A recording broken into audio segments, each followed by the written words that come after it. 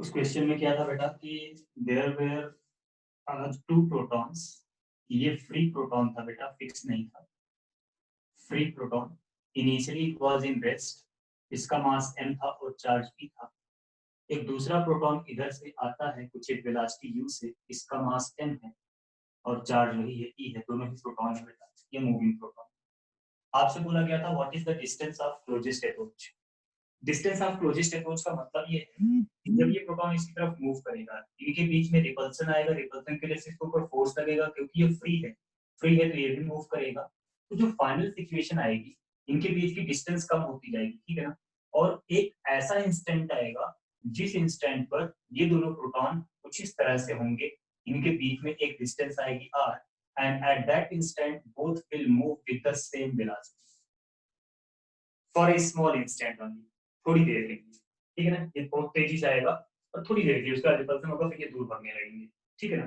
तो थोड़ी देर के लिए क्या होगा, बहुत पास में आएगा, वही वाली डिस्टेंस आपको बतानी है, ठीक है। तो इसमें देखो दो चीजें हैं बेटा। एनर्जी कंजर्वेशन तो लगेगा ही लगेगा, है ना, बिकॉज यहाँ पर कोई एक्सटर्नल फोर्स नहीं लग रहा है, इसलिए एनर्जी क्या होगी बेटा, कंजर्व रहेगी।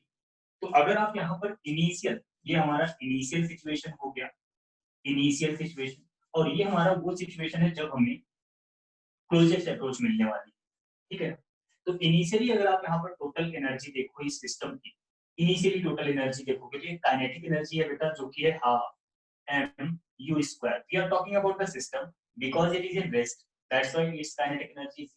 एंड इनिशियल पोटेंशियल एनर्जी, इसके बारे में आपको कुछ नहीं दिया गया था। मतलब क्या था कि initially there were too much distance between them, initially इनके बीच में डिस्टेंस इंफिनिटी है। तो पोटेंशियल एनर्जी इनिशियली क्या लेंगे, जीरो लेंगे। फाइनली क्या हुआ, जो फाइनल काइनेटिक एनर्जी आएगी वो आएगी half m v square plus half m v square, because we are talking about the system. And final potential energy आएगी small k e square by are. बोलो ये चीज समझ में? Yes sir.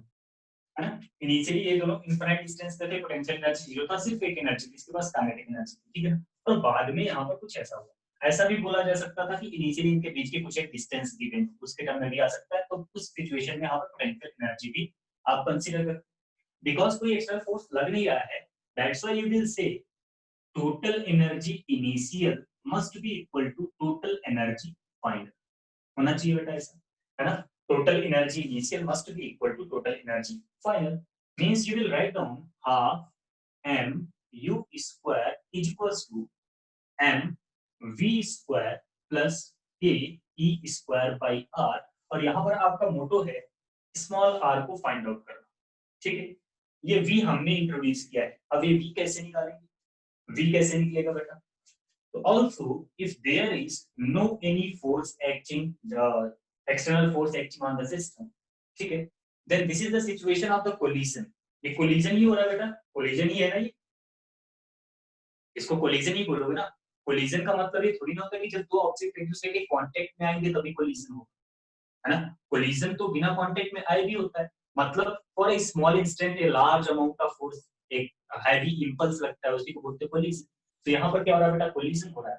And during the collision, because no external force is acting and this collision will be perfectly elastic, क्योंकि सारे forces यहाँ पर कंजर्वेटिव है, सारे फोर्सेस का केवल एक ही फोर्स है यहाँ पर, that is electrostatic repulsion force. तो वो कंजर्वेटिव है, तो इसलिए एनर्जी कंजर्व होगी और उसके साथ साथ मोमेंटम भी कंजर्व हो जाएगा। तो initial momentum must be equal to the final momentum also, because no external force acting there. अब इनिशियल मोमेंटम कितना है बेटा, इनिशियल मोमेंटम है एम यू और फाइनल मोमेंटम है 2m v।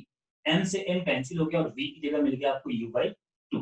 Put this value here, तो आपको मिला m u square by 2 is equals to m u square by 4 plus k e square by r। इसको इधर ले आओ, सॉल्व करो, जो आएगा वो आंसर ले आएगा। तो k e square by r is equals to m u square by 4 हो गया बेटा। इसमें से इसको माइनस करोगे 4 ही आएगा। सो फाइनली यहां से आपको मिलेगा r is equals to m u square upon, sorry उल्टा लिखा हूं मैं, r आएगा यहाँ पर k e 4 k e square 4 k e square by m u square. This is the distance of closest. बोलो सिचुएशन समझ में आई? Yes sir. कहानी समझ में आ गई ना? मतलब सारी चीजें बिल्कुल वैसी हैं, मैकेनिक्स के जैसी ही हैं सारी चीजें, because you are discussing about the work and energy है। तो सारी चीजें बिल्कुल वैसी होंगी जो आपने वर्क और एनर्जी में पढ़ा है, सारा रोटेशन में जो पढ़ा है, न्यूटन्स लॉ में जो पढ़ा है, सारे कंसेप्ट वही लगने, ठीक है ना? बस बात क्या हुई, फोर्स बदल गया। वहां पर आप बाहर से फोर्स लगाते थे, आप टॉर्क प्रोवाइड करते थे, आप फोर्स लगाते थे, एक्सटर्नल फोर्स लगता था, पुश करते थे, पुल करते थे, टेंशन होता था, नॉर्मल होता था।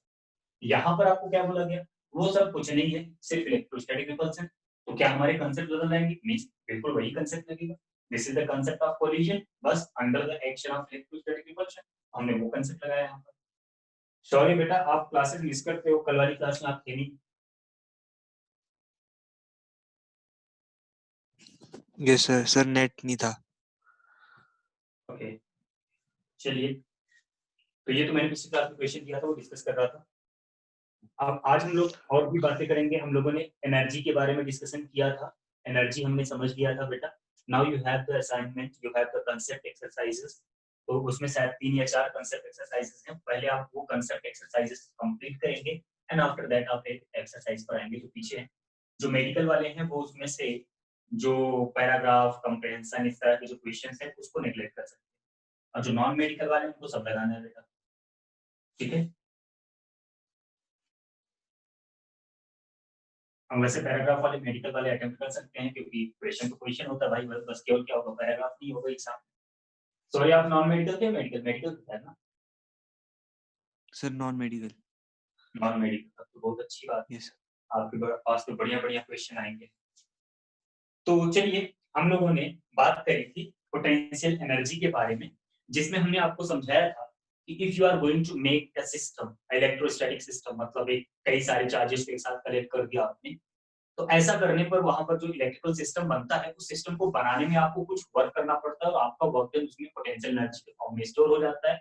और उसका फॉर्मूला मैंने आपको बता दिया था, and that formula was small k q1 q2 by r for two particle system. और जितने ज्यादा उसमें पार्टिकल होंगे बेटा, जितने ज्यादा उसमें पार्टिकल्स होंगे, ठीक है ना, जितने ज्यादा उसमें पार्टिकल्स होंगे उतने आप दो दो का सिस्टम बना लोगे और सबका पोटेंशियल एनर्जी निकाल के ऐड कर लोगे, with considering the sign. Positive positive है या नेगेटिव नेगेटिव है तो पोटेंशियल एनर्जी पॉजिटिव होगी, अपोजिट चार्जेस है तो पोटेंशियल एनर्जी नेगेटिव होगी। तो ये साइन के साथ आपको करना, बाकी ये स्केलर क्वांटिटी, ठीक है बेटा? तो आज हम उसी कंसेप्ट को आगे बढ़ाएंगे, बिकॉज पिछली क्लास में हमने डिस्कस किया था potential energy of the discrete charge particles. Discrete charge particle मतलब कई सारे पार्टिकल्स प्रेजेंट होते थे जिसको आप काउंट कर पाते थे, 2 पार्टिकल, 10 पार्टिकल, इस तरह के पार्टिकल बने होते थे, राइट? अभी आप अब क्या करने वाले हो? रोहन, ये तुम हो?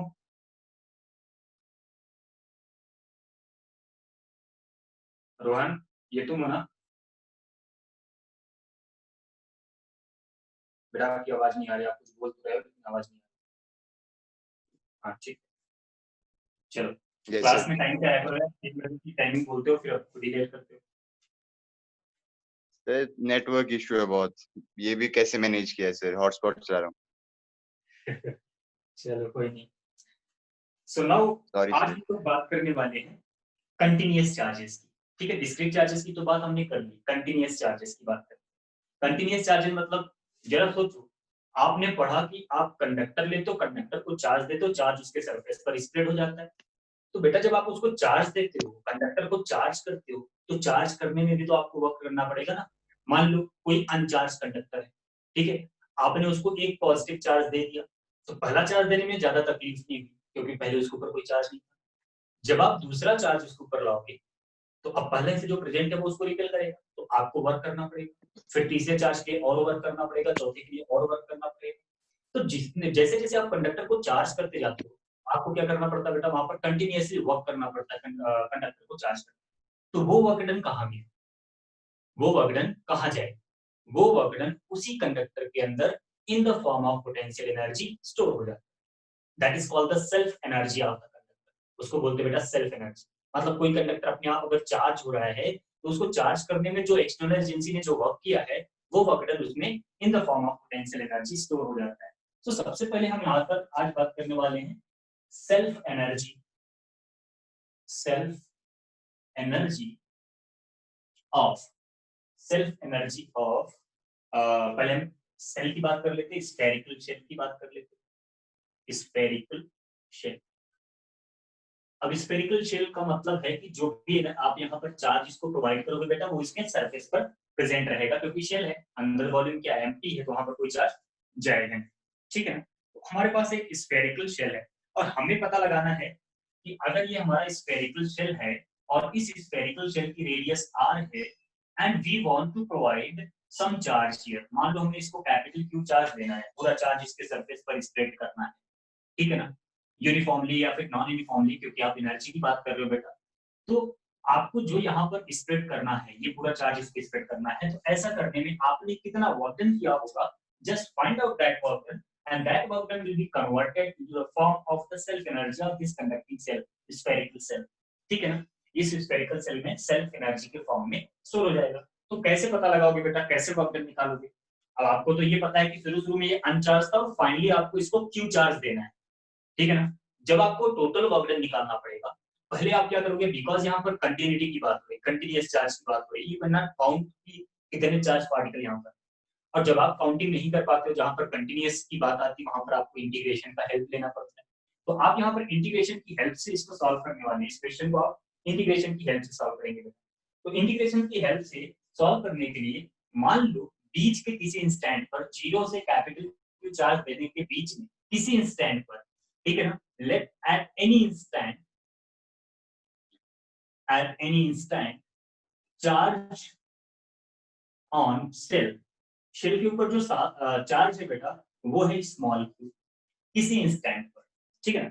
आप जब इसको जीरो से कैपिटल Q तक का चार्ज प्रोवाइड करेंगे तो बीच का कोई एक इंस्टेंट आपने कंसीडर कर लिया, उस इंस्टेंट पर इस सेल के ऊपर चार्ज है Q।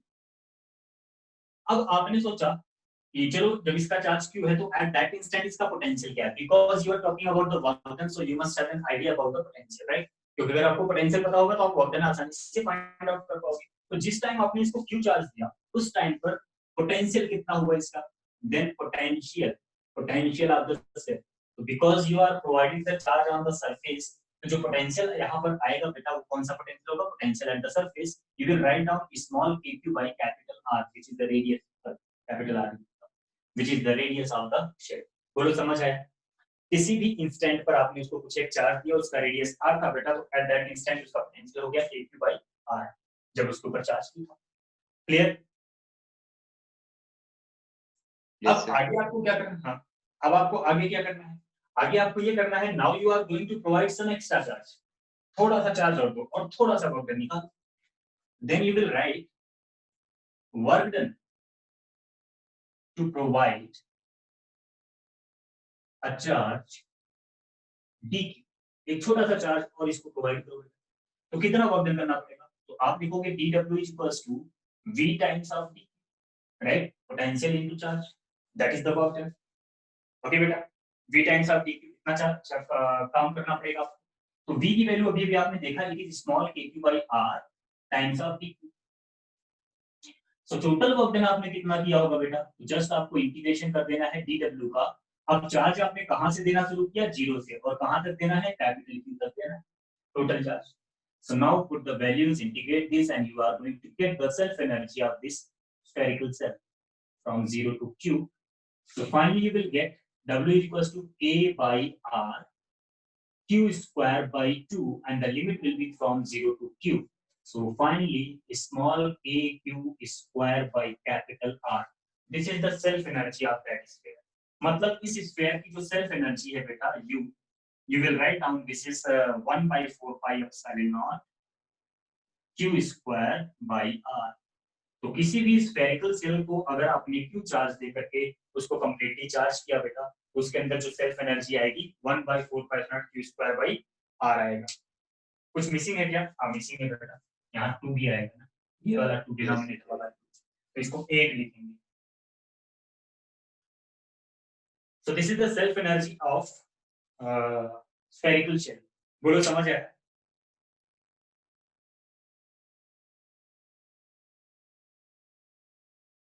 समझ आया बेटा? Yes, sir. तो ये तो हमारा हो गया स्फेरिकल शेल की बात, ठीक है ना। ऐसे ही आपसे बात हो सकती है कि जो हॉलो ना हो बेटा, ये हमने स्फेरिकल शेल लिया, अगर एक सॉलिड कंडक्टर मतलब कंडक्टर नहीं, क्योंकि कंडक्टर में तो चार्ज पूरा सरफेस की होता है, अगर हमें एक सॉलिड स्फीयर बनाना है, चार्ज को इकट्ठा करते करते करते पूरा पूरा बड़ा सा एक स्फीयर बना, तो in that case what will be the self energy there? उस केस में सेल्फ एनर्जी कितना आएगी? Can you find it out? This is very interesting. आगे आप चल करके ना इसी को ऐसे भी पढ़ेंगे कि ये समथिंग कुछ कैपेसिटर से रिलेटेड भी है। कैपेसिटर जब आप पढ़ोगे वहां पर एक बार मैं फिर से इसको रिवाइज करवाऊंगा। चलिए अगली बात मैं करता हूँ किस चीज की। ये हो गया, इसको हटाता हूँ मैं, समझ आ गया, कोई दिक्कत तो नहीं है। अब हम सेल्फ एनर्जी की बात करने वाले हैं किसी charge sphere, uniformly charge sphere, ठीक है ना। नॉन यूनिफॉर्म तो हम लेंगे नहीं क्योंकि वो बहुत ज्यादा ही हो जाएगा कुछ। हम यूनिफॉर्मली चार्ज स्फीयर की बात करेंगे और हर हेडिंग में जो चीज लिखी होती है उसी के अकॉर्डिंग क्वेश्चन भी आते हैं, तो ये चीज हमेशा ध्यान रखना होता है आपको क्वेश्चन पढ़ते वक्त कि किसके बारे में बात हो रही है और उसके अकॉर्डिंग आप वहां पर कंडीशन अप्लाई करोगे। तो ये हो गया बेटा। अब हम निकालेंगे self energy of uniformly charged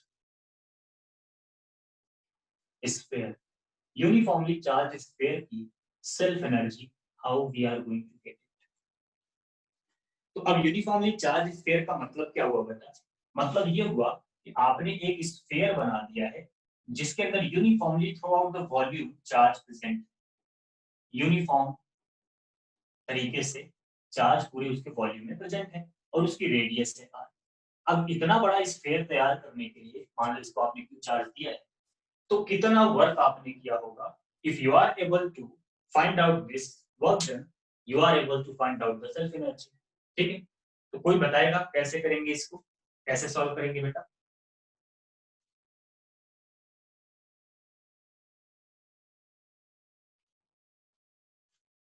अपने इंटीग्रेशन का कंसेप्ट तो लगना ही लगना है, अप्लाई कैसे करना है इसमें इंटीग्रेशन?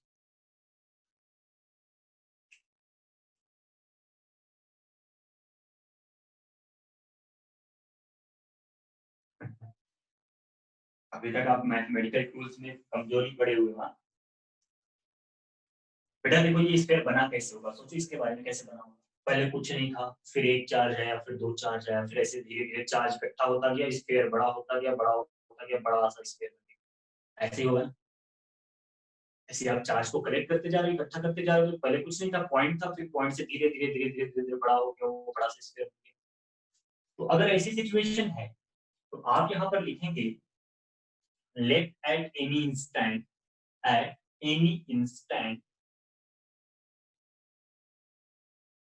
चार्ज जो है बेटा वहां पर चार्ज स्मॉल क्यू एंड, अब यहां पर बात आती है रेडियस की भी, तो रेडियस ऑफ स्फीयर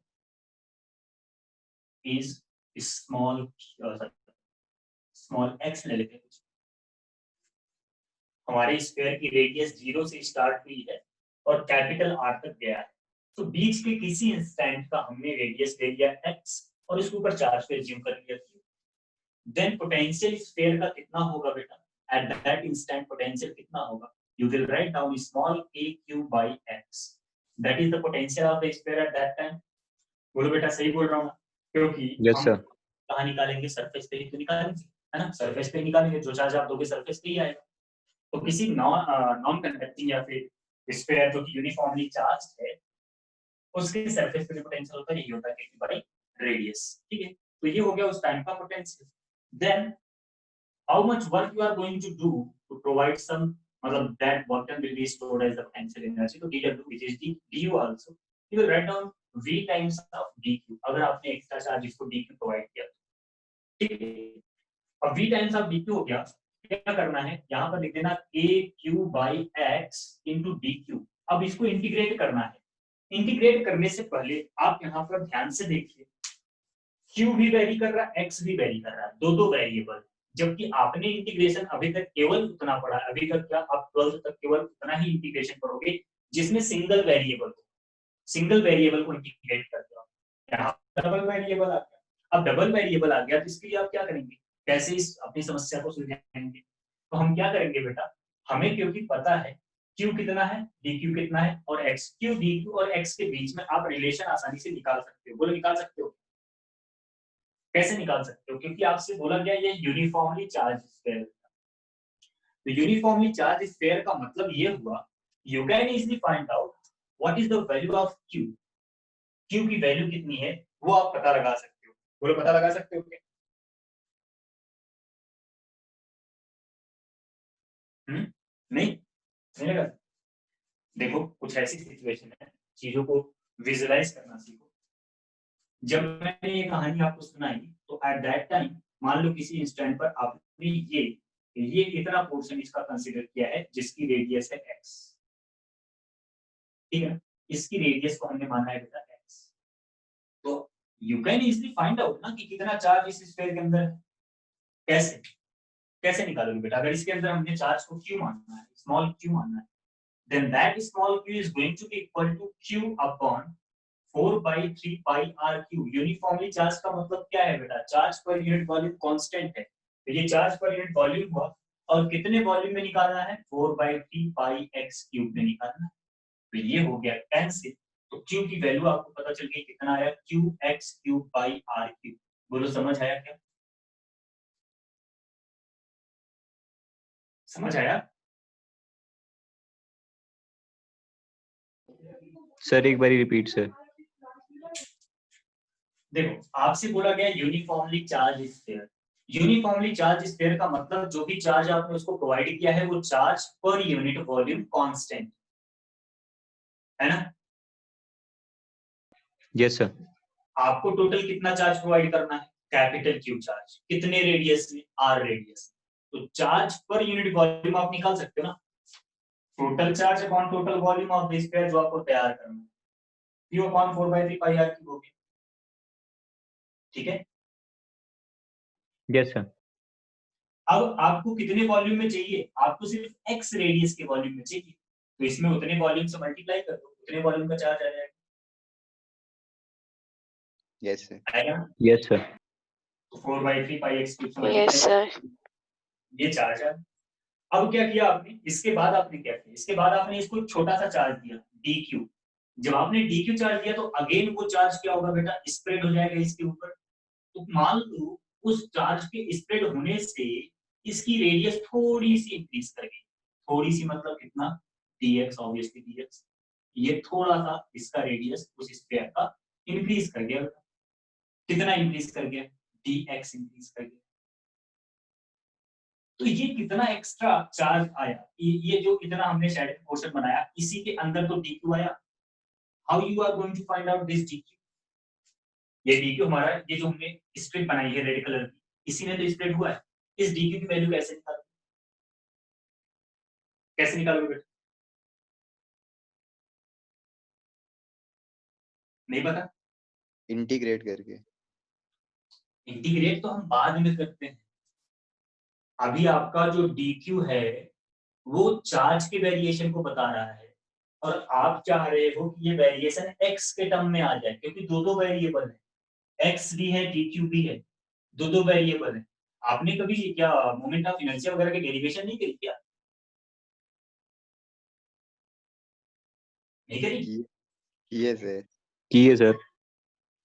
तो वहां पर आपने ये सब चीजें सीखी नहीं। अगर ये dm होता, मास पर यूनिट वॉल्यूम पता होता, तो आप इसका मास कैसे निकालते? आप ऐसे निकालते ना, mass per unit volume into volume of this strip, यही करते ना। तो dq भी यहाँ से कितना आएगा? dq यहाँ से कितना आएगा बेटा? आप लिखोगे चार्ज पर unit volume into volume of the strip dv। आएगा कि नहीं? Yes sir. मैंने आपको वॉल्यूम चार्ज डेंसिटी पढ़ाई है ना, rho is equal to charge पर unit volume, rho is equal to dq by dv। तो dq कितना हो गया? Rho into dv, right. अब आपको क्या करना है? रो की वैल्यू तो आपको पता है, ये यहाँ पर लिखा हुआ है, कितना है बेटा?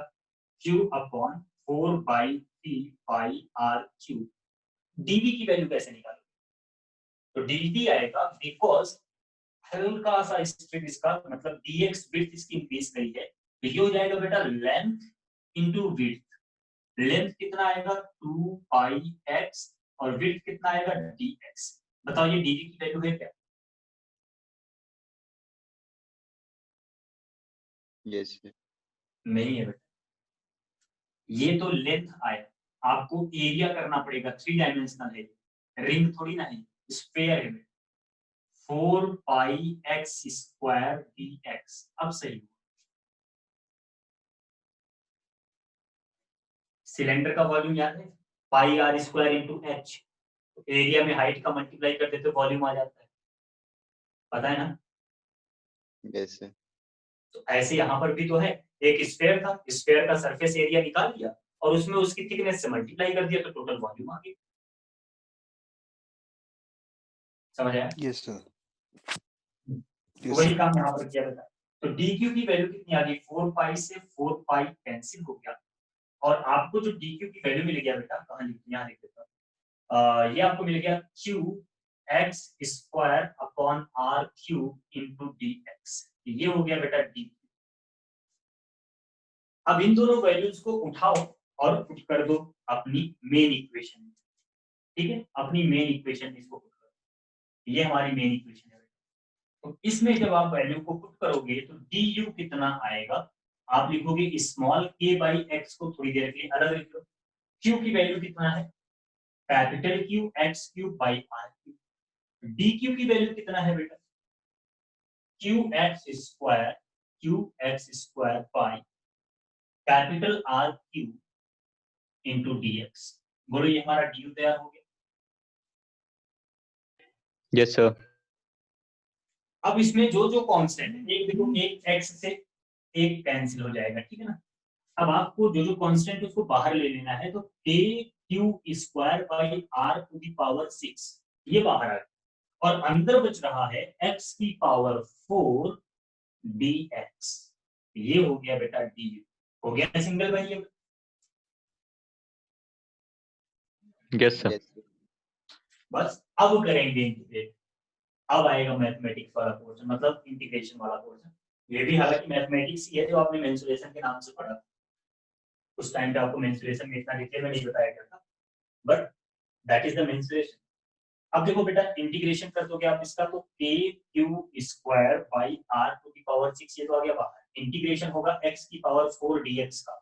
अब आप लिमिट क्या लगाओगे, तो क्योंकि x क्या है बेटा, रेडियस, तो ये स्टार्ट किया अपने सेंटर से जा रहा है r रेडियस तक, तो लिमिट लगाओगे 0 से r। x का वेरिएशन देखोगे तो x का वेरिएशन 0 से स्टार्ट हुआ r तक गया, तो u इक्वल्स टू आपको मिला k Q square by r to the power 6 और ये आ गया बेटा x to the power 5 upon 5. So finally you are going to get small k cube square by 5 r to the power 6 into r to the power 5 and you will get small k cube square by 5r। और अगर आप k की value डाल दोगे तो q square by 20। यार कुछ missing कर दिया मैंने, 20 नहीं आना चाहिए, ये वाला 3 मिसिंग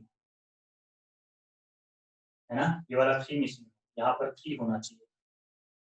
ये 3 ऊपर मल्टीप्लाई हो जाएगा, 3 Q square by R cube होगा। यहाँ पर 3 भी लगाना पड़ेगा आपको। 3 यहाँ पर था, फिर ये यहाँ पर आ गया और तब से ये बाहर पड़ा हुआ है 3। अब सही है, तो Q square 3 Q square by 20 pi epsilon not R, this is the self energy. बोलो बेटा समझ आया?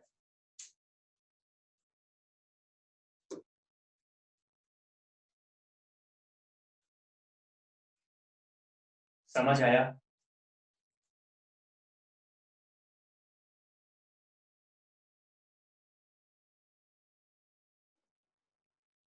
यस सर आ गया। Yes sir. ठीक है, सौर्य समझ आया? Yes sir. So this is how you are going to obtain the self energy.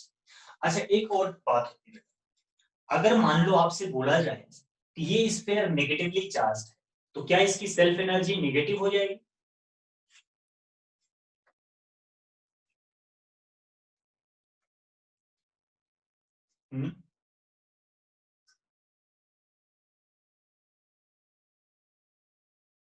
Sir, can you repeat the question? अगर ये स्फीयर नेगेटिवली चार्ज होता तो क्या मुझे यहाँ पर -3 Q square by 20 pi epsilon not R मिलता?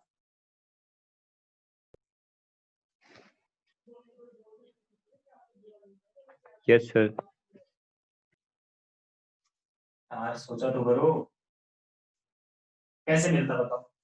जब ये निगेटिवली चार्ज स्फीयर होता तो पोटेंशियल भी निगेटिव आता, और ये जो छोटा सा चार्ज आप इसको दे रहे हो वो भी तो निगेटिव होता ना। Yes, sir. Yes. Negative into negative क्या हो गया? Positive. Yes, sir. Self energy किसी भी सिस्टम, मैं यहाँ इलेक्ट्रोस्टैटिक की बात कर रहा हूँ, लेकिन किसी भी जगह पर अगर आपने सेल्फ एनर्जी फाइंड आउट की है, self energy is the intrinsic property of the substance, उस सब्सटेंस की अपनी इंट्रिंसिक प्रॉपर्टी होती है, तो self energy is always positive. Self Yes, energy sir. तो बेटा पॉजिटिव होता है, ठीक है ना। अभी तक आपको जो पिछली क्लास में मैंने एनर्जी के बारे में बताया था, दैट वाज इंटरेक्शन एनर्जी। एक चार्ज दूसरे चार्ज से इंटरेक्ट कर रहा था, तो वो इंटरेक्शन एनर्जी था। यहाँ पर बात हो रही सेल्फ एनर्जी, मतलब खुद अपने आप को बनाने के लिए कितनी एनर्जी इसने स्टोर किया, वो सेल्फ एनर्जी। तो self energy is always positive whether the sphere is positively charge और negatively charge, but interaction energy can be positive और नेगेटिव। इंटरेक्शन एनर्जी पॉजिटिव भी हो सकती है और नेगेटिव भी हो सकती है। बोलो, बात समझ में आ गई? Yes, sir. Yes, sir. ठीक है, तो ये फॉर्मूला इंपॉर्टेंट है, इसको आपको याद रखना है। कैपेसिटर में सडनली ये सामने आ जाता है, पोटेंशियल में इसको डिस्कस नहीं किया जाता है कभी, तो इस वजह से वहां पर सडनली आगे आता है, तो हमें कंफ्यूजन होता है। अब आपको पता है कि सेल्फ एनर्जी क्या है और कैसे फाइंड आउट करते हैं, ठीक है। चलिए, अब आपकी अंडरस्टैंडिंग को समझने के लिए मैं एक चीज और यहाँ पर छोटा सा एग्जांपल लिख लेता हूँ, इलस्ट्रेशन एग्जांपल, जो भी चाहिए आप उसको बोल सकते हो। मान लीजिए कि हमारे पास ये एक स्फीयर है बेटा, और इसके अंदर यूनिफॉर्म वॉल्यूम में, मतलब वॉल्यूम के अंदर यूनिफॉर्मली चार्ज स्प्रेड, ठीक है ना, और इसकी रेडियस आपको दे रखा है ए, इसकी रेडियस आपको दिया गया ए। अब इसके सेंटर से स्मॉल आर डिस्टेंस पर, ठीक है, स्मॉल आर डिस्टेंस पर एक और कंडक्टिंग स्फीयर रख दिया, और इसको हमने चार्ज दे दिया माइनस में, ठीक है, और इसकी रेडियस कुछ है बी, इसकी रेडियस है बी, ठीक है। इसको चार्ज दिया हमने Q1, इसको चार्ज दिया हमने Q2। You have to tell me what is the total energy of the system. इस सिस्टम की टोटल एनर्जी क्या है?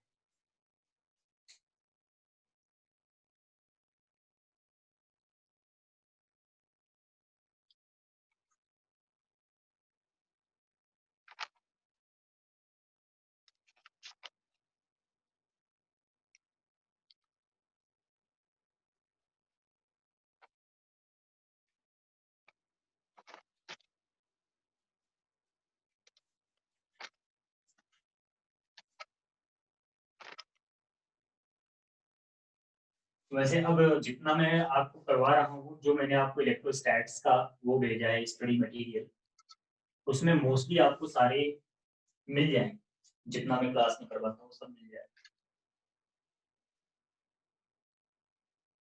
दो चार चीजें एक्स्ट्रा करवाता हूँ, बाकी मैं उसी के अकॉर्डिंग चलता हूँ, स्टडी मटेरियल के अकॉर्डिंग, क्योंकि वो बेस्ट स्टडी मटेरियल है। सारे कंसेप्ट उसमें कवर किए गए हैं, छोटे से लेकर बड़ा तक। आया बेटा आंसर है? 1 मिनट से।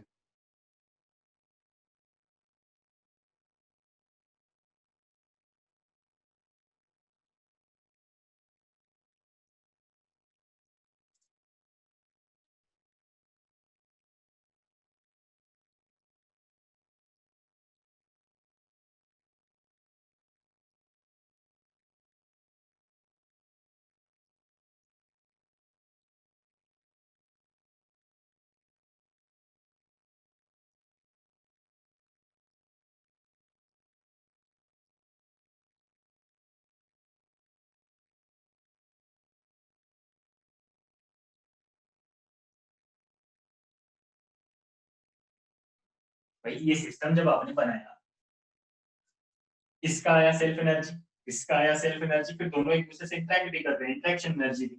तो आप क्या लिखोगे? U इक्वल्स टू, अब ये क्या है बेटा? सेल्फ एनर्जी की बात हो रही है, वो भी वॉल्यूम में स्प्रेड है, तो आप लिखोगे 3Q1 square by 20 pi epsilon not A। अभी तो फॉर्मूला बताया आप। Yes sir. अब इसकी सेल्फ एनर्जी कितना है? सेल्फ एनर्जी हमेशा पॉजिटिव होती है, प्लस क्या लिखोगे? Q square by 8 pi epsilon not B। इसकी सेल्फ एनर्जी लिख दिया, इसकी सेल्फ एनर्जी लिख दिया। अब Yes, आएगा इंटरेक्शन एनर्जी। हाँ, अब आएगा इंटरेक्शन एनर्जी। तो इंटरेक्शन एनर्जी कितना होगा?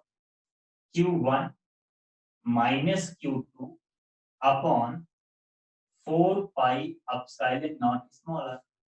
So this is the total energy of the system. 3Q1 square by 20 pi epsilon naught A plus Q2 square upon 8 pi epsilon naught B minus Q1 Q2 upon 4 pi epsilon naught R. This is the total energy of the system. आई बात समझ में? Yes, sir. ठीक है, फटाफट जल्दी जल्दी अगले question को बढ़ते जाओ, करते जाओ। अगला क्वेश्चन जो हमारा है बेटा वो ये है कि एक स्फेरिकल शेल है, एक स्फेरिकल शेल है, इसके ऊपर चार्ज Q है, इसकी रेडियस R1 है बेटा। हमने क्या किया? हमने इसको एक्सपैंड कर दिया, स्फेयर को एक्सपैंड कर दिया और इसकी रेडियस को हमने कर दिया 2। चार्ज वही है, रेडियस को हमने कर दिया R2। आपको बताना है what is work done by electric force to expand the sphere, चलो बेटा जल्दी से बताओ। उसकी रेडियस R1 था और हमने उसको एक्सपैंड कर दिया। तो अब एक्सपेंशन में इलेक्ट्रिक फोर्स ने कितना वर्क किया होगा ये बताना है।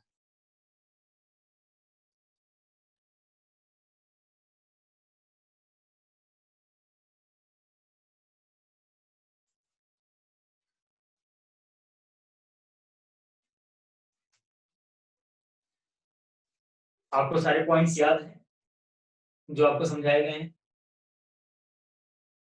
नहीं सर, रिवाइज करने पड़ेंगे क्लास के बाद। अरे मतलब ये तो यार उसकी बात हो गई, +1 वाले टॉपिक्स की बात। ग्रेविटेशन में ऐसा कुछ पढ़ा? Gravitation Yes, sir. वही कंसेप्ट करना है ना, ये भी तो कंजर्वेटिव फोर्स।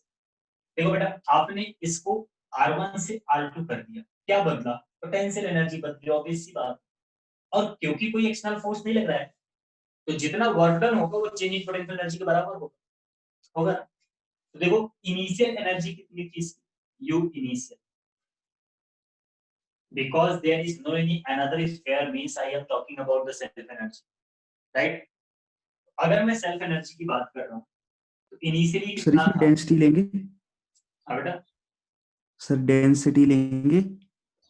नहीं हॉलो शेल है, अगर पूरा चार्ज अंदर भरा होता तो लेंगे, नहीं तो अदरवाइज हमें केवल इतना लेना है, जो भी चार्ज इसको दिया है वो इसके सरफेस पे है, ठीक है ना? स्फेरिकल शेल मान लेते हैं इसको। Yes sir, yes sir.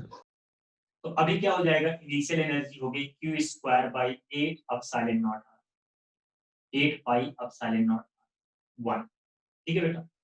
और फाइनल पोटेंशियल एनर्जी कितनी हो जाएगी? बीच में क्या हुआ, हमें क्या करना, पाथ पे डिपेंड थोड़ी ना करता है कभी भी वर्क डन, कंजर्वेटिव फोर्स की बात हो रही।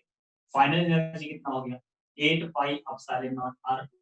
अगर ये सॉलिड स्फीयर होता तो 3q/20 आता, और क्या होता? बस इतना ही सा चेंज आता। तो what is the change in potential energy कितना आया बेटा? Delta U। तो डेल्टा U आएगा UF माइनस U इनिशियल। आप यहाँ से Q square by 8 epsilon not, 8 pi epsilon not को बाहर ले लेंगे और अंदर बच जाएगा 1 by R2 minus 1 by R1। अब बस ये ध्यान देना कि पूछा क्या गया आपसे क्वेश्चन में पूछा गया work done by electric force. ध्यान से देखो यहाँ पर क्या पूछा गया, इलेक्ट्रिक फोर्स ने कितना वर्क डन किया। This potential energy is equal to the work done by the external agent. This potential energy is equal to work done by the external agent. तो work done by the electric field कितना होगा बेटा? आप लिखोगे W equals to W electric. अगर हम यहाँ पर लिखते हैं इलेक्ट्रिक फोर्स की बात करें तो W इलेक्ट्रिक आएगा माइनस टाइम्स ऑफ डेल्टा, ठीक है बेटा।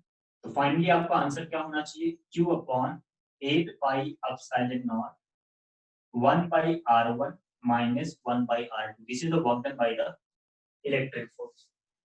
बोलो बेटा, समझ है? Yes sir. ठीक। अब इसी क्वेश्चन को थोड़ा सा मॉडिफाई कर देता हूं मैं, इसके सेंटर पर एक और चार्ज रख देता हूं क्यू नॉट, ठीक है, और सेम प्रोसेस को रिपीट किया मैंने। क्यू चार्ज था, R1 रेडियस था, फिर इसको एक्सपेंड करके R2 रेडियस कर। अब इस सिचुएशन में कितना आएगा work done by the electric force?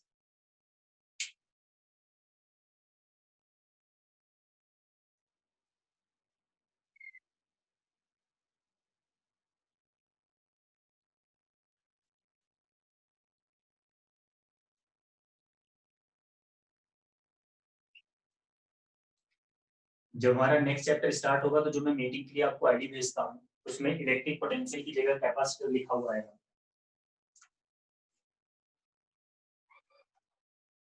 Her class में मैं टॉपिक मेंशन कर देता हूँ कि क्या टॉपिक का चलने वाला है।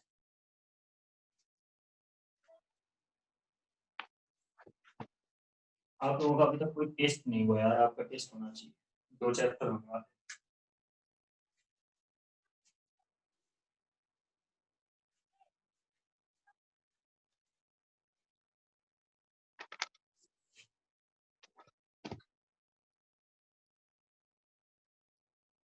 भाई इसमें क्या नया है? अगर हमने सेंटर पे क्यू नॉट रख दिया तो क्या नया है?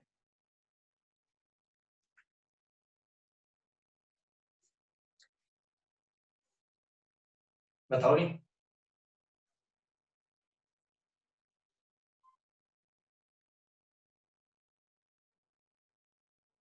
अरे यार सेल्फ एनर्जी के साथ साथ इंटरेक्शन एनर्जी और आ गया, और क्या। पहले Yes, sir.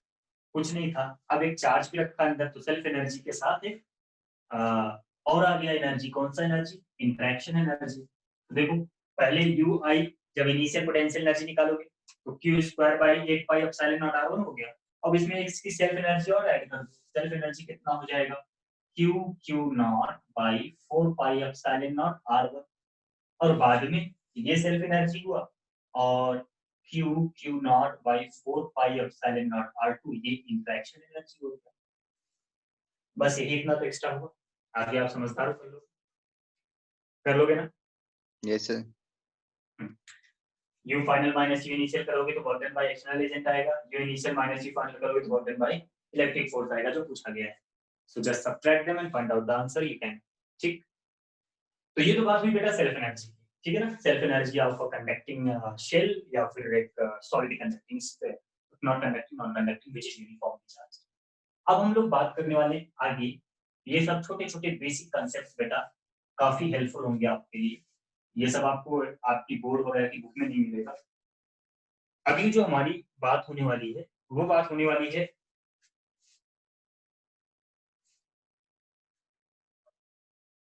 Potential due to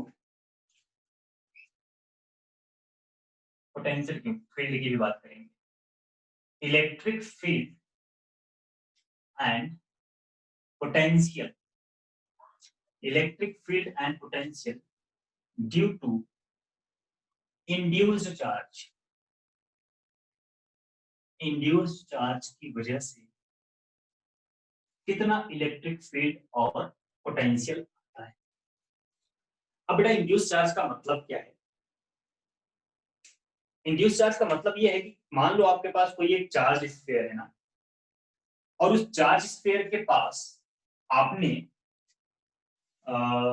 एक दूसरा कोई पॉइंट चार्ज रख दिया, ठीक है, एक चार्ज स्फीयर हो गया, और उसके बहुत पास में आपने एक छोटा सा चार्ज और रख दिया। तो वो छोटा सा चार्ज क्या करेगा? उसकी वजह से जो हमारा कंडक्टर पहले क्यू चार्ज से चार्ज था उसके ऊपर कुछ एक इंड्यूस चार्ज है। इंड्यूस चार्ज का मतलब ये होता है बेटा कि जो टोटल चार्ज है वो नहीं बदलेगा, टोटल चार्ज तो उसके ऊपर क्यू ही रहेगा, बट वो रिडिस्ट्रीब्यूट हो जाएगा, थोड़ा सा अलग अलग हो जाएगा, ठीक है ना। कैसे? मान लीजिए कि हमारे पास ये कोई एक कंडक्टिंग स्फीयर है और आपने इसको कुछ एक चार्ज दे दिया है, क्यू चार्ज दे दिया। कंडक्टिंग स्फीयर की बात कर रहा हूं मैं बेटा, तो जो भी चार्ज आप दोगे वो कहाँ रहेगा? सरफेस पे ही रहेगा, है ना। तो आपने देखा कि इसके ऊपर कुछ एक इस तरह से आपने चार्ज दे दिया क्यू चार्ज, ये सरफेस पे रहता बेटा, अंदर इसलिए बना रहा हूं मैं जिससे बाहर इंड्यूस चार्ज को दिखा सके, बाकी बाहर ही रहता है, अंदर नहीं रहता, ठीक। तो ये आपने इसको चार्ज दिया, ये रेडियस आर हो गई, और आपने इसको कुछ एक चार्ज कैपिटल प्रोवाइड कर, ठीक है बेटा। यहाँ तक तो ठीक है। इस सिचुएशन में आपको पता है कि बाहर पोटेंशियल कितना है, सरफेस पे कितना है, सेंटर पे कितना है, या फिर बीच में कहीं पर कितना है, आपको पता है, फॉर्मूला आपने पढ़ा है। अगर मैंने इसके सेंटर से स्मॉल r डिस्टेंस पर यहाँ एक छोटा सा चार्ज क्यू रख देता हूँ, अब क्या हो जाएगा, क्या डिफरेंस आएगा इसमें? अब इसमें जो डिफरेंस आएगा वो क्या आएगा, मान लो हमने इस चार्ज को प्लस क्यू यहाँ पर रखा, तो अगर हमने प्लस क्यू यहाँ पर रखा तो there will be induced charge ना, अब वहां पर इसकी वजह से इंड्यूस्ड चार्ज होगा। प्रोसेस ऑफ इंडक्शन पढ़ाया था आपको मैंने कि किसी एक कंडक्टर को इंडक्शन से कैसे चार्ज करते हैं, उसके सामने एक चार्ज कंडक्टर को रखते हैं, जब उसके सामने चार्ज कंडक्टर रखते थे तो वो क्या होता था बेटा, पोलराइज हो जाता, इंड्यूस्ड चार्ज आता था उसके ऊपर, जिसका फॉर्मूला भी लिखवाया था मैंने आपको, q induced is equals to -q times of 1 - 1 by k, ये फॉर्मूला लिखवाया था। ठीक है, I am going to do the same thing here. इसकी वजह से इसके जो चार्जेस है बेटा, कुछ इंड्यूस्ड चार्ज यहाँ पर डेवलप होंगे, क्योंकि ये पॉजिटिव चार्ज है तो इसकी तरफ क्या आएगा बेटा, नेगेटिव चार्ज आएगा आधे स्फीयर पर, ये आधे स्फीयर पे इंड्यूस्ड नेगेटिव चार्ज हो गया और आधे स्फीयर पे इंड्यूस्ड पॉजिटिव चार्ज, यही होता था ना, ऐसे ही पोलराइज होता था। अब हमें नहीं पता कितना चार्ज यहाँ पर इंड्यूस हो रहा है, हमने उसको क्यू आई लिख दिया। बोलो बात समझ में आई? Yes sir. अब मान लीजिए कि हमने इसके अंदर कोई एक पॉइंट ले लिया, यहाँ पर मान लो कोई एक पॉइंट हमने ले लिया, पॉइंट पी, और अब हमारे दिमाग में बात आती है चलो निकालते हैं यहाँ पर पोटेंशियल कितना है, तो इसकी भी डिस्टेंस आपको पता होगी, यहाँ से मान लो वो है x, तो इस पॉइंट पी पर पोटेंशियल कैसे निकालेंगे, what will be the potential at that point? कोई अपना कंसेप्ट बता सकता है, कुछ सजेस्ट कर सकता है कैसे निकालेंगे?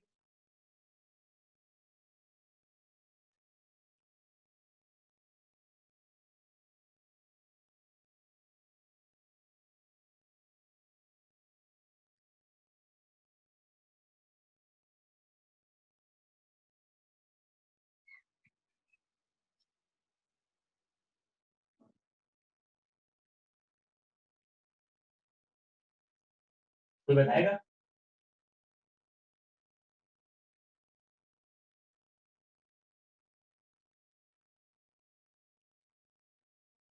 नहीं,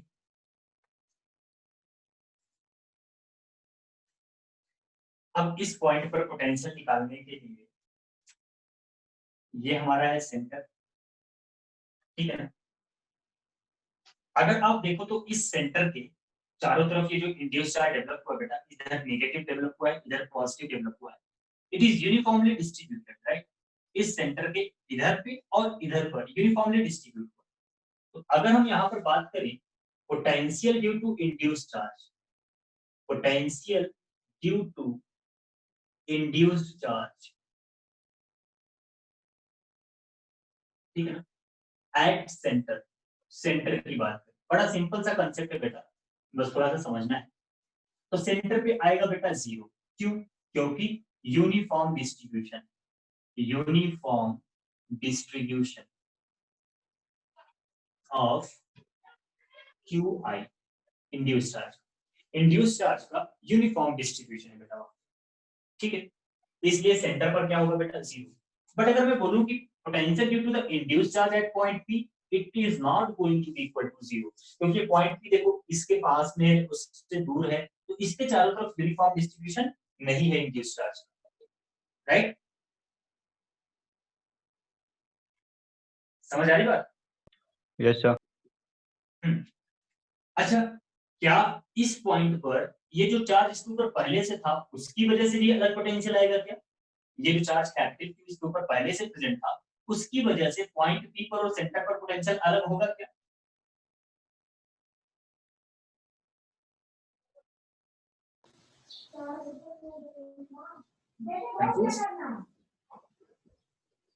अरे भाई सेम होगा, आपने पढ़ा है ना, कंडक्टर के अंदर का जो रीजन होता है वो इक्विपोटेंशियल रीजन होता है, जो चार्ज उसके सरफेस पे प्रेजेंट होता है उसकी वजह से उसके सरफेस पे जो पोटेंशियल आता है वही पोटेंशियल अंदर भी होता है। तो जो चार्ज इसके ऊपर पहले से प्रेजेंट है ना, उसकी वजह से सेंटर पर और इस पॉइंट पर पोटेंशियल बराबर है, लेकिन जो चार्ज इंड्यूस हो रहा है उस इंड्यूस चार्ज की वजह से क्या है बेटा, नहीं, उस इंड्यूस चार्ज की वजह से यहाँ पर पोटेंशियल जो है पोटेंशियल पॉइंट पी पर 0 नहीं है। So how we are going to find out the potential due to the induce charge, induce charge का पोटेंशियल हम कैसे निकालेंगे? तो इसके लिए क्या करना है, सबसे पहले आप लिखोगे what is the potential at the centre, total potential. अगर हम टोटल पोटेंशियल की बात करें, टोटल पोटेंशियल एट, पहले हम बात करेंगे सेंटर। तो सेंटर पर भाई पोटेंशियल किसकी वजह से आएगा, सिर्फ दो चार्ज की वजह से। कौन सा बेटा, एक जो उसके स्फीयर पर है, पहले से प्रेजेंट है कैपिटल क्यू, तो आप लिखोगे सेंटर पर जो आया वो आया के क्यू बाई आर। ठीक है बेटा, जो चार्ज इसके ऊपर पहले से प्रेजेंट है उसकी वजह से सेंटर पर आया, और एक जो चार्ज आपने यहाँ पर रख दिया ना इसको, इसके सेंटर से आर डिस्टेंस, इसकी वजह से आ जाएगा, इसकी वजह से आ जाएगा कितना, प्लस का के क्यू बाई एक्स। ये तो आ गया पोटेंशियल एट द सेंटर, बोलो समझ है।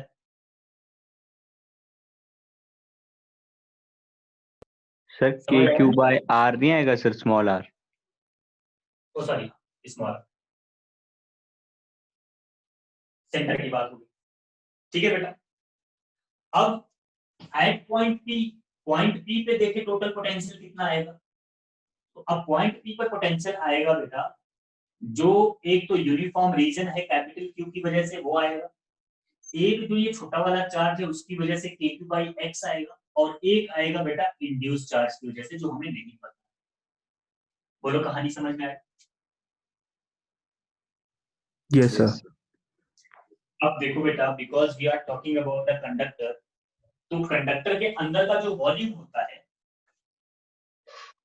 Volume inside conductor, inside conductor, ये हमेशा कैसा होता है बेटा, इक्विपोटेंशियल होता है। ये तो जग जाएगी बात है, अभी अभी पढ़ा है आपने कुछ दिनों पहले ही कि कंडक्टर के अंदर जो पूरा वॉल्यूम होता है वो कैसा होता है बेटा, इक्विपोटेंशियल वॉल्यूम होता है। इसका मतलब जितना पोटेंशियल सेंटर पर है उतना ही पोटेंशियल कहाँ होना चाहिए, पॉइंट पी पर भी होना चाहिए, होना चाहिए ना, क्यों बेटा, समझ आ रही बात। Yes, sir. Yes, sir. Yes, sir. Conductor के अंदर का रीजन इक्विपोटेंशियल रीजन होता है, तो किसी भी दो पॉइंट के बीच में आप पोटेंशियल डिफरेंस देखोगे जीरो आएगा हर पॉइंट पर। कंडक्टर के अंदर हर पॉइंट पर पोटेंशियल सेम आना चाहिए। हमने बीसी और पीपी को बराबर कर दिया बेटा। अब देखो आपको मिल जाएगा, क्या मिलेगा, आप लिखोगे a capital Q by R plus a small Q by small R is equals to K capital Q by R plus small K Q by X plus V induced. Solve कर लो, वी इंड्यूस्ड की value मिलेगी, ये तो cancel हो गया। Induced charge की वजह से जो पोटेंशियल आया बेटा वो कितना आया उस पॉइंट पर, के क्यू बाहर ले लिया 1 by R minus 1 by x. बोलो कहानी समझ में आई।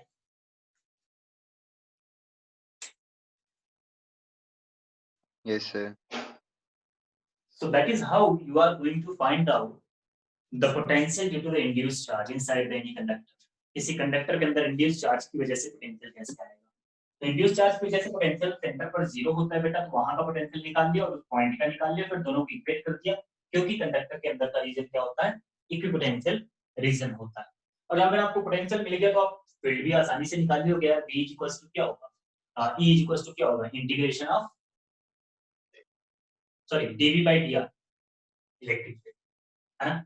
अगर आप इसको डिफरेंशिएट कर दोगे तो आपको क्या मिल जाएगा बेटा, इस इक्वेशन को अगर आपने डिफरेंशिएट कर दिया तो आपको मिल जाएगा electric field E equals to minus dV by dx। Differentiate कर दोगे तो इलेक्ट्रिक फील्ड मिल जाएगा। ठीक है, क्लियर। Yes sir.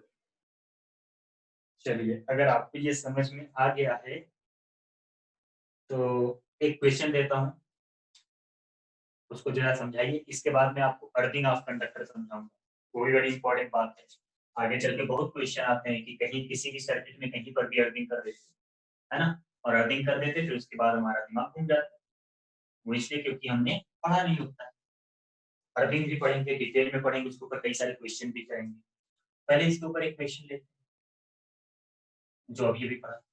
मान लीजिए हमारे पास एक ये स्फेरिकल शेल है बेटा, इनर और आउटर रेडियस इसमें गिवन है, ठीक है ना। मतलब इनर और आउटर रेडियस गिवन होने का मतलब ये पूरा मटेरियल हमारा भरा हुआ है, ये ठीक है। इसका इनर रेडियस मान लो आपको स्मॉल a दे रखा है, आउटर रेडियस आपको स्मॉल b दे रखा है, और आपने यहाँ पर कहीं पर एक छोटा सा चार्ज q रख दिया, ठीक है ना। उसके अंदर एक छोटा सा चार्ज आपने कितना क्या रख दिया बेटा, q रख दिया, ठीक है। क्लियर है? और आपको यहाँ पर सेंटर से इस चार्ज की डिस्टेंस दे दी गई है, सेंटर से इस चार्ज की डिस्टेंस दे दी गई है x। अब आपसे पूछा गया है find out the potential, electric field और पोटेंशियल दोनों निकालना है। ठीक है, आपको बताना है पोटेंशियल एट द सेंटर। सबसे पहले तो पोटेंशियल एट द सेंटर, मान लीजिए सेंटर सी है, तो आपको बताना है what is the potential at the centre, पहला क्वेश्चन। और दूसरा आपको इलेक्ट्रिक फील्ड बताना है, electric field at a distance small r from the centre. चलो बाहर ले, यहाँ electric field at point P, ये बताना है। चलो जल्दी से बताओ।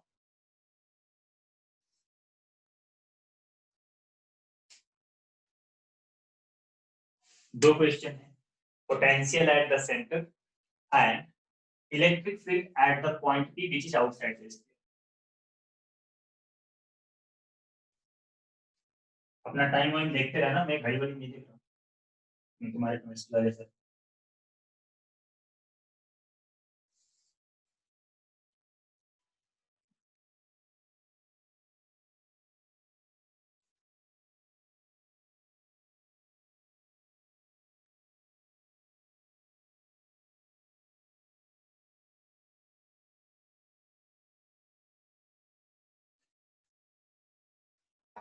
सर इसमें चार्ज सिर्फ क्यू ही है, बाकी के सरफेस पे चार्ज नहीं है? तो बेटा सिर्फ चार्ज क्यू है, बाकी सरफेस पे नहीं है, तो क्या हुआ, इंड्यूस तो होगा ना, इंड्यूस तो होगा।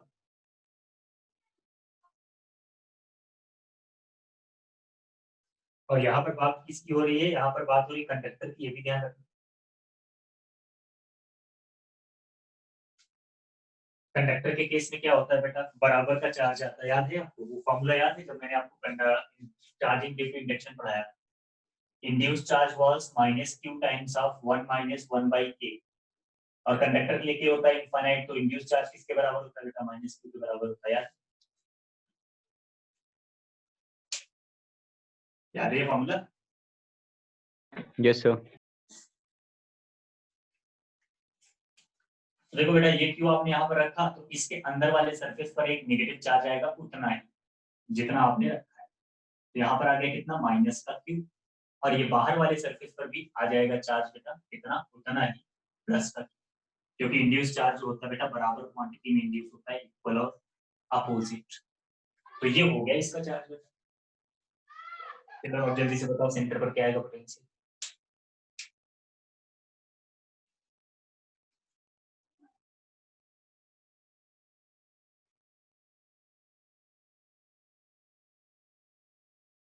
कंडक्टर के केस में इंड्यूस चार्ज बराबर होता है, और खासकर जब ये अंदर रखा है। अब देखो क्या करना है, पोटेंशियल एट द सेंटर, इतना जाने क्यों सोचते हो आप भाई। देखो पोटेंशियल तो स्केलर क्वांटिटी है ना, पता लगाओ सेंटर पर पोटेंशियल किसकी वजह से आएगा, इस वाले चार्ज की वजह से आएगा, इस वाले चार्ज की वजह से आएगा, और इस वाले चार्ज, तीनों की वजह से आएगा, तीनों की वजह से आएगा। Yes, सबसे Yes, पहले sir. बाहर की वजह Yes, से sir. देखते हैं कितना आएगा पोटेंशियल बाहर की वजह से। आप लिखोगे के क्यू बाई बी। B. अंदर वाले चार्ज की वजह से कितना आएगा, अंदर इंड्यूस हुआ माइनस क्यू, के क्यू बाई ए। और ये जो एक्स डिस्टेंस पर रखा उसके वजह से कितना आएगा, के क्यू बाई। हो गया आंसर। इसमें इतना सोचना थोड़ी है, बस चार्ज का डिस्ट्रीब्यूशन आपको पता होना चाहिए कि कितना चार्ज इंड्यूस हो रहा है, क्या हो रहा है। बोलो समझ आया? Yes, sir. ठीक है, अब इलेक्ट्रिक फील्ड बताओ।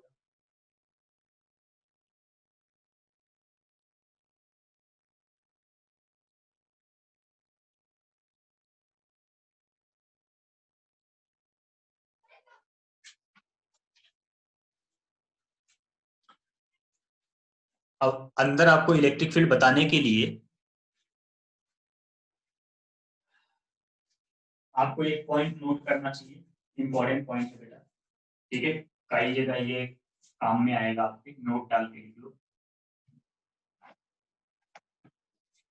क्या होता है कि ये जो अंदर आपने चार्ज रखा ना स्मॉल क्यू को, उसके अंदर जो आपने चार्ज रखा है, ठीक है ना, ये क्या होता है बेटा, जितनी भी फील्ड यहाँ से सोचो जनरेट हुई होगी, वो फील्ड ऐसे जाएगी सरफेस पर, ऐसे और आपने ये भी पढ़ा है कि जो भी इलेक्ट्रिक फील्ड जनरेट होती है कंडक्टर मतलब इलेक्ट्रिक फील्ड जो भी होती है बेटा, पॉजिटिव से निकल के निगेटिव पे खत्म हो जाती है। ऐसे ही पढ़ा है ना? इसी तरह की इसकी इलेक्ट्रिक फील्ड लाइंस यहाँ पर बनी, ठीक है? ये पॉजिटिव से निगेटिव। तो क्या होगा, इनसाइड द कैविटी, कोई भी कैविटी हो, inside the cavity the electric field due to a charge placed due to a charge placed in cavity is zero। क्या होता है बेटा वो? जीरो। क्यों? Because induced charge and I am talking about the conductor, ये ध्यान रखना, नहीं तो एक कंसेप्ट और नॉन कंडक्टर में भी लगा होगा, वैसे नॉन कंडक्टर वाला पूछा नहीं जाता।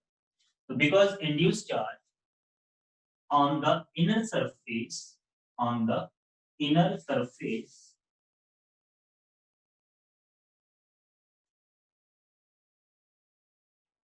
nullifies the electric field of charge inside cavity।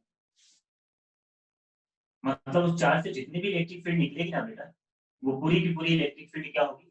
Nullify हो जाएगी यहीं पर अंदर। टोटल इलेक्ट्रिक फील्ड इसके अंदर क्या होगा बेटा? जीरो। ठीक है ना? तो इसके अंदर टोटल इलेक्ट्रिक फील्ड क्या होगा? जीरो होगा। अगर टोटल इलेक्ट्रिक फील्ड इसके अंदर जीरो हो गया, इन दोनों की फील्ड ने क्या हुआ? नलिफाई कर दिया। ये जो चार्ज ये अपने रखा और जो चार्ज इंड्यूस हुआ, इन दोनों ने अपनी एक दूसरे की फील्ड को क्या किया? नलिफाई कर दिया। तो अब जब आउटर सरफेस की बात करोगे आप, तो बेटा क्या करोगे? ये टोटल हो गया जीरो, टोटल चार्ज इनक्लोज कितना हुआ? क्यू।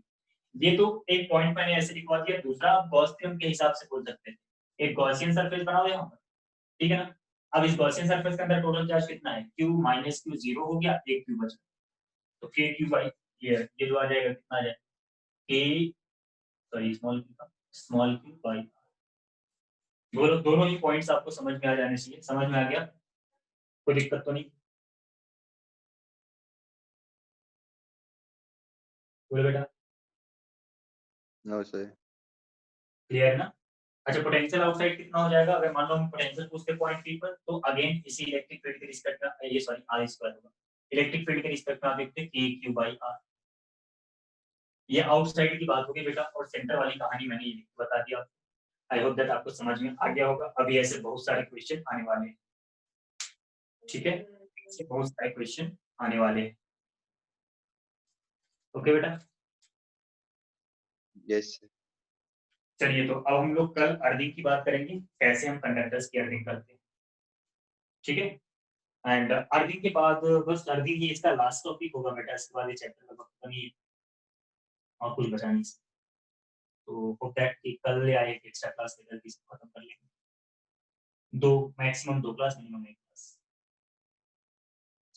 अब आपको जो हमने प्रोवाइड किया है मटेरियल, उसके अंदर से आपको कंसेप्ट एक्सरसाइज जो जितनी भी है वो सब आपको सॉल्व कर लेना। फिर कल मिलते हैं इसी टाइम पर। कल नहीं मतलब कल तो देखता हूँ, अगर मुझे ज्यादा काम रहेगा तो नहीं तो लगा दूंगा क्लास, काम रहेगा तो नहीं लगाऊंगा। बाकी मंडे वाली क्लास की मैं आपको बता दूँ, ठीक है? कल नहीं होगी सर? कल संडे है और 14 पेपर्स प्रिपेयर करने हैं। ठीक है सर, कोई बात नहीं।